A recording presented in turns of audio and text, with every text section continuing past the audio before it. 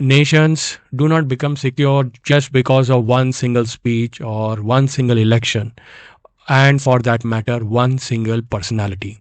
National security is built slowly, painfully, and quietly over a period of time.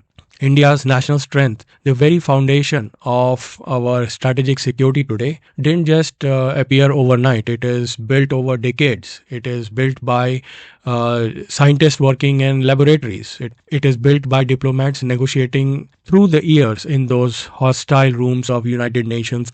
The political leadership who, through these times, have made difficult decisions under enormous pressure. So, to understand this story, we must go back to the years just after independence.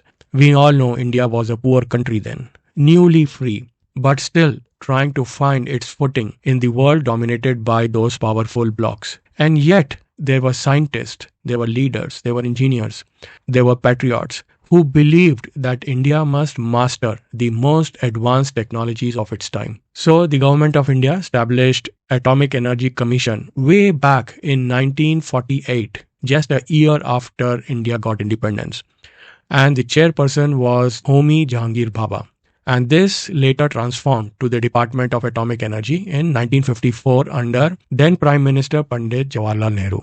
Yes, the same Prime Minister who is accountable for all the failures of current government. So the leaders at the time understood something very fundamental about the power. Political freedom means little if nation remains technologically dependent on others. And if you cannot produce knowledge, you will eventually import power. Sounds familiar today? We are importing everything under this present government. Under the guise of Make in India, we are importing all the designs, we are importing all the patents, and we are just manufacturing them like a labor. These are the comparison between those times and the current. So back to the early 50s, there began the difficult task of building institutions, laboratories, research centers, and generally, if you see, there was a scientific culture in the country. And all this is not glamorous work. There were no televisions, cameras at the time, if you know. There was no social media glares. There was no undue attention except for a clear, defined coverage on the newspaper and the radio. Unlike today, when a 4 kilometer of existing railway track, which is renovated in Tamil Nadu, is inaugurated with all the fanfare by Mr. Modi, Prime Minister of India. So there is a stark contrast with what we are trying to do today and what was done earlier.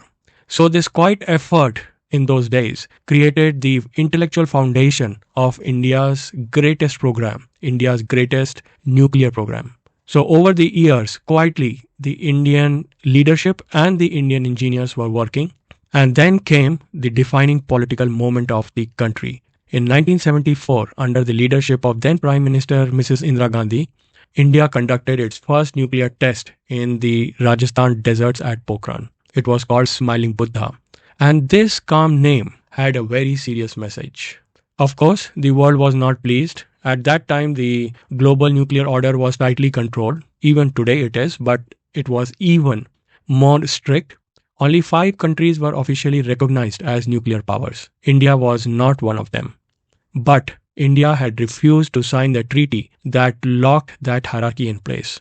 So when this nuclear device was detonated, of course, the sanction followed.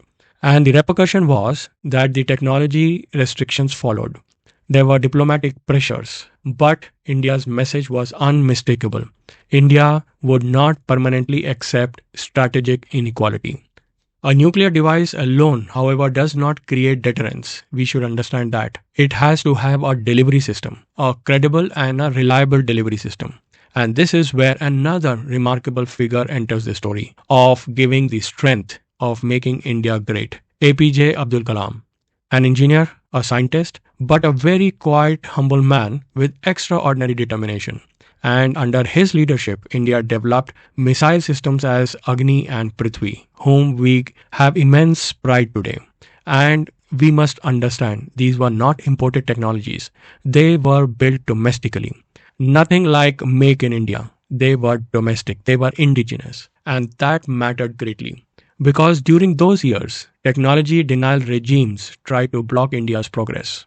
So the components were restricted, research collaborations were highly limited, and advanced equipment was often unavailable. But then, under the leadership, the political and the scientific leadership of India, the scientists adapted, they improvised, they learned to innovate with what they had. So strategic capability slowly began to take shape, and then came early 1990s. If you remember, those were the troubling decade for India. In fact, it was troubling and turbulent times for the entire globe. The Soviet Union had collapsed. There was the Iraq War Part 1, and India was going through the troubled times of Mandir Masjid and Mandal Commission. During that time, economic crisis and political uncertainty was ruling. During this period, then Prime Minister, under those circumstances, still Mr. P.V. Narasimha Rao quietly authorized preparation for yet another nuclear test. And this test did not take place immediately, of course, because international surveillance detected the unusual activity. Pressure mounted, but the groundwork had been laid. The scientists were ready and looking for an opportunity. And this opportunity came a few years later, in 1998. Then Prime Minister Atal Bihari Vajpayee took the final political step. The same Prime Minister who belongs to the current ruling party, BJP. So India conducted a series of nuclear tests at Pokhran once again. This time there was no ambiguity. India openly declared itself a nuclear weapon state. What I am trying to draw the comparison is, the same BJP Prime Minister at the time continued the legacy of nuclear power development and depended heavily on the indigenous and innovative work of the Indian engineers, unlike the current BJP government, who is dependent heavily on the American and the European powers to supply the technology. So back to the story, of course, after Mr. Vajpayee's nuclear test at Pokhran, the sanctions followed. Criticism followed again across the world. Yet, Mr. Vajpayee's government framed the decision about the Pokhran very, very carefully. India would maintain credible minimum deterrence. India would follow a doctrine of restraint, no first use. And India would not be a reckless nuclear power.